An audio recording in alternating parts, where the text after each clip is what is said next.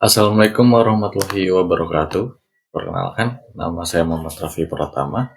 Dalam kesempatan ini, saya akan mempresentasikan rangkuman terhadap materi data sains sesi 9 sampai sesi 15. Materi yang akan saya sampaikan ini mencakup mulai dari manajemen data, itu analisis, asosiasi, dan regresi. Terus ada korelasi, klasifikasi, dan clustering, hingga pemahaman itu tentang big data dan implementasi business intelligence.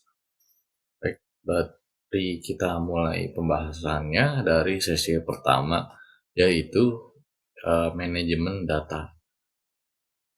Nah, pada sesi 9 ini itu mempelajari bahwa manajemen data adalah elemen yang sangat penting dalam organisasi atau institusi.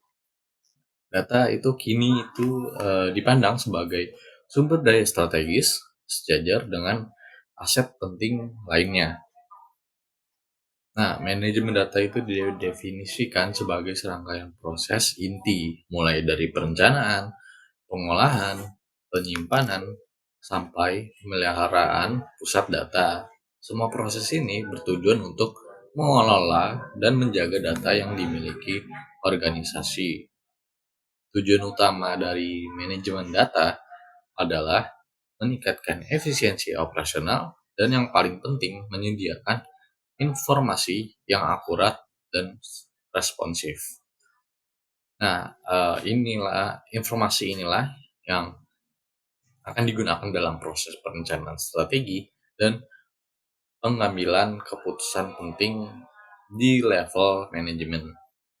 Jadi bisa disimpulkan bahwa tanpa manajemen data yang baik, organisasi akan kesulitan dalam membuat keputusan yang tepat karena tidak memiliki informasi yang struktur dan bisa dipercaya.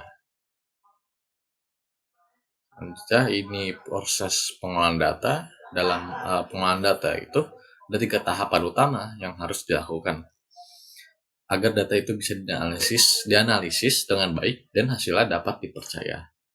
Yang pertama itu perencanaan dan perancangan awal pada tahap ini. Itu kita belum langsung mengelola data, tapi membuat perencanaannya terlebih dahulu. Kita harus merancang struktur datanya seperti field, format, dan validasinya itu sejak awal. Nah, jika salah dari awal, proses analisis ke depannya ini bisa terganggu. Maka dari tahap ini itu penting memastikan data yang dikumpulkan nantinya itu sudah sesuai kebutuhan. Yang kedua, ada entry dan coding data. Setelah data dikumpulkan, data itu dimasukkan secara manual maupun digital. Nah, coding data dilakukan agar data mentah bisa dibaca sistem. Contohnya mengganti jawaban sangat puas gitu menjadi angka 5. Ini mempermudah analisis statistik terutama saat menggunakan software. Yang ketiga, ini ada pembersihan data cleaning. Ini adalah tahap memastikan data bersih dan siap dianalisis. Kita hapus duplikat, lalu sesuaikan format dan tangani data yang kosong atau error. Kalau tidak dibersihkan, data kotor itu bisa menghasilkan output yang keliru dan menyesatkan. Permasalahan umum dalam manajemen data. Dalam itu praktiknya, manajemen data itu pastinya sering menghadapi berbagai kendala sehingga tidak selalu berjalan mulus. Nah, beberapa masalah umum yang sering terjadi itu antara lain, satu, ada struktur data yang tidak seragam. Ini membuat proses pencarian atau pengolahan data jadi lebih lama dan tidak efisien. Yang kedua, ini kesalahan entry data secara manual, terutama jika data itu berasal dari banyak sumber, risiko kesalahannya semakin tinggi. Yang ketiga, ada duplikasi data. Nah, ini sering terjadi tanpa disadari, sehingga mengaruhi keakuratan analisis. Yang keempat, ini ada data tersebar di berbagai sistem, Hal ini menyulitkan proses integrasi data secara keseluruhan. Yang kelima, ini sulit menemukan data dengan cepat, apalagi jika itu volume data besar, pencarian bisa memakan waktu. Solusinya adalah dengan otomatisasi dan pemanfaatan sistem database yang baik. Dengan sistem yang terintegrasi dan otomatis, proses manajemen data ini bisa lebih efisien dan minim kesalahan. Otomatisasi. Nah, penting juga untuk memahami perbedaan antara proses otomatisasi dan manual. Otomatisasi itu jauh lebih unggul karena lebih efisien dan andal. Prosesnya cepat dan minim kesalahan. Manual cenderung rawan kesalahan dan memakan waktu serta tenaga lebih banyak. Selanjutnya ke sesi 10, asosiasi dan regresi. Nah, pada sesi ini kita membahas hubungan antara dua peubah numerik, yaitu korelasi dan regresi. Visualisasinya itu bisa digunakan scatter atau plot atau diagram pencar. Nah, diagram ini menampilkan pasangan nilai X dan Y dalam bentuk titik-titik. Misalnya kita ingin melihat hubungan antara pengeluaran iklan dan pendapatan jualan. Dari scatter plot ini kita bisa melihat apakah ketika nilai X naik, Y juga ikut naik. Atau justru itu turun, itu hubungan negatifnya. Nah, pola hubungan dalam scatter plot ini pertama ini ada hubungan linear positif kuat atau lemah, dua hubungan linear negatif kuat atau lemah, ketiga tidak ada hubungan, keempat hubungan non linear. Selanjutnya korelasi ini korelasi person per person digunakan untuk mengukur seberapa kuat hubungan linear antara dua peubah numerik. Disimbolkan dengan R, dan nilainya berkisar dari min 1 sampai 1. Jika R sama dengan 1, artinya hubungan linear positif sempurna. Jika R sama dengan min 1, artinya hubungan linear negatif sempurna. Jika yang ketiga ini, jika R sama dengan 0, artinya tidak ada hubungan linear. Nah, contohnya, jika kita dapatkan nilai R sama dengan 0,923, artinya hubungan antara kedua peubah sangat kuat dan positif. Korelasi ini sering menjadi dasar awal untuk analisis regresi yang akan dibahas itu di sesi berikutnya. Nah, secara teknis itu korelasi person itu dihitung dari kovarian X dan Y dibagi dengan akar dari varian X dan varian Y. Nah, ini menjelaskan bagaimana dua peubah berubah secara bersama-sama. Selanjutnya kita masuk ke hubungan antara peubah kategorik. Nah, cara itu paling umum untuk melihat hubungan ini adalah dengan tabel kontingensi atau tabulasi silang. Tabel ini menampilkan jumlah data berdasarkan kombinasi kategori dari dua peubah. Contoh sederhananya, kita ingin tahu apakah ada hubungan antara jenis kelamin dan tangan dominan. Jadi kita bisa tanyakan, yang pertama itu ada berapa pria yang kidal. Kedua itu ada berapa wanita yang tidak kidal. Nah, dari tabel itu kita bisa bandingkan data yang kita amati dengan data yang seharusnya muncul. Jika tidak ada hubungan antar peubah, kalau ternyata jumlah yang kita temukan itu sangat berbeda dari yang diharapkan, berarti ada asosiasi atau hubungan antara kedua peubah tersebut. Nah, contoh lanjutannya ini, misal kita tahu bahwa 12% dari semua responden itu kidal, maka tanpa ada hubungan apapun, kita juga harap 12% dari pria akan kidal. Tapi kalau ternyata misalnya 25% pria justru kidal, berarti itu jauh dari harapan dan ini menandakan ada asosiasi antara jenis kelamin dan tangan dominan. Selanjutnya untuk peubah untuk peubah kategorik berskala ordinal Ini kita tidak bisa pakai ukuran asosiasi biasa, maka digunakan maka digunakan ukuran khusus seperti korelasi Spearman dan gamma. Pertama ini korelasi Spearman ini digunakan untuk menilai hubungan linear berdasarkan peringkat, bukan nilai asli. Contohnya kita punya data peringkat, hasil analisis investasi dan dapat nilai itu koefisien Spearman-nya adalah 0,4424, artinya hubungan positif tapi masih lemah. Nah, rumusnya melibatkan selisih perangkat antar data. Dua ini gamma, Goodman dan Kruskal. Gamma ini digunakan untuk melihat arah dan kekuatan asosiasi antar dua peubah ordinal. Dasarnya itu adalah membandingkan jumlah pasangan konkordan dan diskordan. Konkordan itu ketika X dan Y sama naik atau turun. Nah, untuk diskordan ini ketika X naik tapi Y turun atau sebaliknya. Nah, lalu nilai gamma itu berkisar antara -1 sampai 1. Positif itu arah hubungan yang searah, untuk negatif itu arah hubungannya berlawanan. Nah, lanjut kita masuk pada sesi 11, asosiasi dan korelasi. Pada sesi ini kita belajar bagaimana mengidentifikasi dan menganalisis hubungan antar peubah baik numerik maupun kategorik, serta melihat arah dan kekuatannya. Fokus utama hubungan dua peubah numerik ini untuk melihat hubungan dua variabel numerik. Kita bisa gunakan scatter plot, misalnya jika pengeluaran iklan meningkat, apakah penjualan juga naik?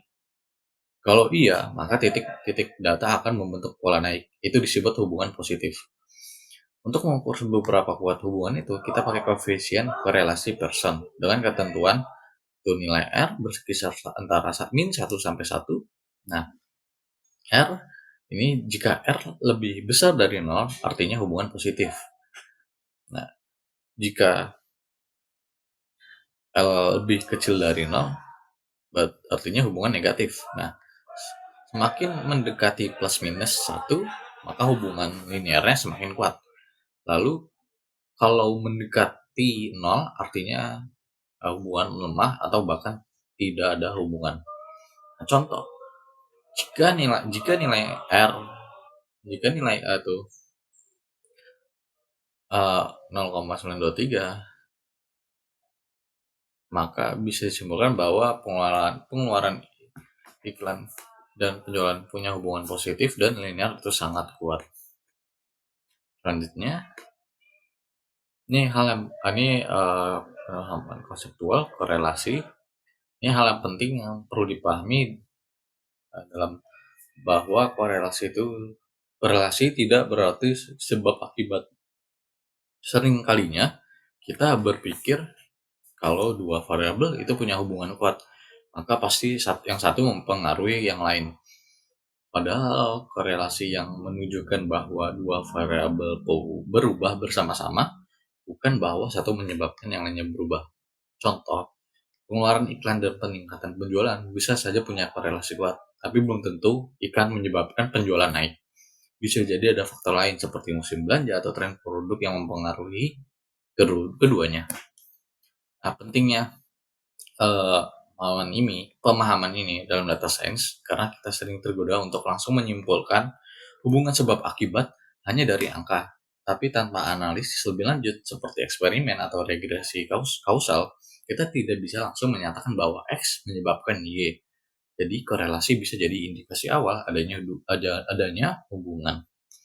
Tapi bukan bukti bahwa satu variabel adalah penyebab perubahan pada variabel lainnya. Selanjutnya masuk pada sesi 12, analisis regresi. Nah, dalam kehidupan nyata kita sering menemukan situasi di mana satu hal bisa mempengaruhi hal lain. Misalnya apakah ukuran rumah mempengaruhi harga jualnya atau apakah lama belajar berpengaruh terhadap nilai ujian. Nah, untuk menjawab hubungan seperti ini, kita menggunakan analisis regresi. Yang perlu kita pahami terlebih dahulu, yang pertama ini variabel bebas adalah faktor yang menjadi penyebab atau prediktor. Yang dua, variabel terikat adalah hasil atau yang ingin kita prediksi. Nah, analisis regresi punya dua tujuan utama. Pertama itu prediksi untuk mengestimasi nilai Y berdasarkan nilai X, ekspansi untuk menjelaskan seberapa besar pengaruh X terhadap Y. Fokus kita di sini adalah regresi linear sederhana, yaitu hubungan linear antara satu variabel bebas dan satu variabel terikat. Persamaan umumnya ini ini beta 0 ditambah beta 1 kali sub I ditambah epsilon sub I.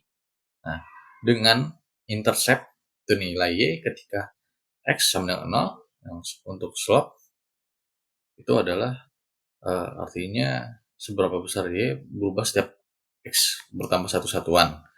Nah, error ini artinya ini adalah selisih antara nilai Y dengan nilai Y yang sebenarnya dengan hasil prediksi model. Nah, model ini punya dua komponen utama. Nah, itu komponen linear pertama. Bagian dari Y yang dijelaskan oleh hubungan antara X dan Y. Yang kedua, komponen error, bagian dari Y yang tidak bisa dijelaskan oleh X. Selanjutnya ini interpretasi koefiensiasi regresi. Nah, memahami makna dari intercept dan slope, ini dua komponen penting dalam regresi. Pertama itu intercept adalah nilai prediksi Y saat X sama dengan 0. Tapi kita harus hati-hati, karena makna intercept ini tergantung konteks. Misalnya kalau X adalah ukuran rumah, maka X sama dengan 0, artinya rumah 0 kaki persegi yang tidak masuk akal. Jadi intercept kadang hanya bermakna secara matematis, bukan secara logis. Yang kedua, slope. Ini menunjukkan berapa besar Y berubah setiap kali X naik satu satuan. Ini adalah ukuran pengaruh X terhadap Y. Nah, contoh kasus, harga rumah berdasarkan ukuran rumah, persamaan regresinya itu 98 ditambah 0,10977 ini dikali dengan ukuran rumah. Artinya, intercept $98 adalah harga dasar rumah satu ukuran rumah 0 kaki persegi. Dalam konteks ini, artinya bagian dari harga yang dijelaskan oleh ukuran rumah itu slope 0,1977, artinya setiap tambahan satu kaki persegi ukuran rumah harga akan naik sekitar $109. Nah, selanjutnya kita masuk pada sesi 13, klasifikasi. Nah, klasifikasi adalah proses membangun model dari data yang sudah diberi label untuk bisa menentukan kelas data dari data baru yang belum diketahui kelasnya. Nah, model klasifikasi bisa dibentuk dari berbagai metode, misalnya itu utama ada aturan logika seperti jika maka, lalu pohon keputusan decision tree, terus formula matematis, bahkan bisa juga menggunakan jaringan saraf atau neural network. Nah, dua tahap penting dalam klasifikasi yaitu training dan testing. Training ini kita masukkan data yang sudah ada labelnya ke dalam model agar model belajar dan mengenali pola. Yang kedua, testing. Setelah model terbentuk, kita uji model pada data baru yang labelnya sudah diketahui tapi tidak kita kasih tahu ke model.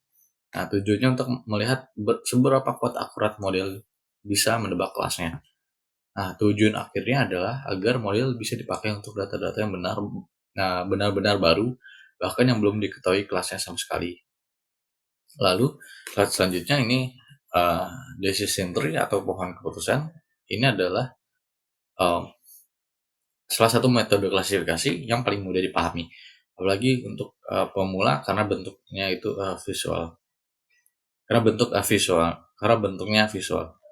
Nah, dalam decision tree ini setiap node ini mewakili atribut atau fitur dari data. Nah, lalu cabang mewakili nilai dari atribut tersebut. Lalu daun atau leaf adalah hasil klasifikasi. Contoh nyata, misal kita mau memprediksi resiko hipertensi, nah decision tree-nya bisa dibuat berdasarkan usia itu muda atau tua, berat badan underweight, average overweight, terus dan jenis kelamin pria atau wanita. Nah, dengan atribut-atribut itu, pohon keputusan bisa dibentuk untuk memprediksi apakah seseorang berisiko hipertensi atau tidak. Nah, selanjutnya masuk pada sesi 14, clustering. Clustering ini adalah teknik dalam data science dan data mining yang digunakan dalam mengelompokkan data ke dalam beberapa grup atau cluster, di mana setiap grup berisi data yang memiliki karakteristik yang mirip. Nah, yang menarik dari clustering adalah prosesnya dilakukan tanpa label, jadi termasuk uh, unsupervised learning. Nah, kita bisa membayangkan clustering seperti menyortir bunga liar di hutan berdasarkan bentuk kelopak, warna, dan tinggi tangkainya, tanpa tahu itu nama ilmiahnya. Nah, kita itu tidak tahu siapa mereka, tapi kita bisa melihat kemiripannya. Itu. Lalu itu perbedaan clustering dan klasifikasi. Nah, klasifikasi itu membutuhkan data label dan termasuk supervised learning. Nah, clustering dilakukan tanpa label, masuk dalam unsupervised learning. Contoh perbedaan, contoh perbandingan. Klasifikasi ini mengelompokkan pasien berdasarkan diagnosis medis yang sudah diketahui. Nah, untuk clustering ini mengelompokkan pasien berdasarkan gejala yang mirip untuk mencari pola penyakit yang belum didefinisikan. Yang keenam ada partitioning clustering, algoritma K-means. Nah, K-means ini adalah salah satu algoritma clustering yang paling populer. Berikut itu langkah-langkahnya. Pertama, ini tentukan jumlah cluster yang diinginkan. Yang kedua, pilih titik pusat secara acak untuk masing-masing cluster. Yang ketiga, hitung jarak setiap data ke centroid dengan rumus Euclidean distance. Yang keempat, kelompokkan data ke cluster yang jaraknya paling dekat ke centroid. Yang kelima, hitung ulang centroid yang berdasarkan data yang masuk tiap cluster. Nah, 6, ulangi proses sampai tidak ada lagi perpindahan data antar cluster. Secara intuitif, ini Kemes bekerja berdasarkan kedekatan antara data, tapi hasil akhirnya sangat bergantung pada pemilihan titik awal centroid. Nah, ada pula ini kelemahan K-means. Nah, pertama ini sensitif terhadap titik awal centroid, jadi bisa hasil itu berbeda-beda. Nah, kedua harus menentukan jumlah cluster di awal, padahal itu kadang kita belum tahu jumlahnya. Nah, yang ketiga ini tidak cocok untuk data categorical karena K-means hanya bisa dipakai untuk atribut numerik. Slide 17 ini hierarchical clustering adalah pendekatan hierarkis di mana data dikelompokkan secara bertahap dan membentuk struktur seperti pohon atau dendrogram. Yang membedakan dengan K-means, data yang sudah masuk ke satu cluster itu tidak bisa berpindah lagi. Prosesnya itu bisa dua arah. Nah, itu aglomeratif ini dimulai dari banyak cluster kecil, yaitu digabung menjadi besar. Divisif ini dimulai dari satu cluster besar, dipecah jadi beberapa cluster kecil. Nah, langkah-langkah algoritmanya, yang pertama ini anggap setiap data sebagai satu cluster. Yang kedua, hitung jarak antar cluster. Yang ketiga, gabungkan dua cluster yang jaraknya paling dekat. Keempat, ulangi sampai ke jumlah cluster sesuai target. Misalnya, lalu pengukuran jarak antar cluster. Dalam proses clustering, menentukan jarak antar cluster ini sangat penting. Ada beberapa metode, yaitu single linkage, ini jarak terdekat antara dua anggota cluster. Kedua, complex linkage, jarak jauh antar anggota cluster. Ketiga, centroid linkage, ini jarak antar titik tengah dua cluster. Keempat, average linkage, dan rata-rata jarak semua pasangan data antar dua cluster. Selanjutnya kita masuk pada sesi 15, Big Data. Nah, Big Data ini adalah istilah untuk menggambarkan data yang jumlah sangat besar, bertumbuh sangat cepat dan beragam. Sekian dari saya. Bila ada salah penempatan kata atau kurangnya kata, mohon maaf. Wassalamualaikum warahmatullahi wabarakatuh.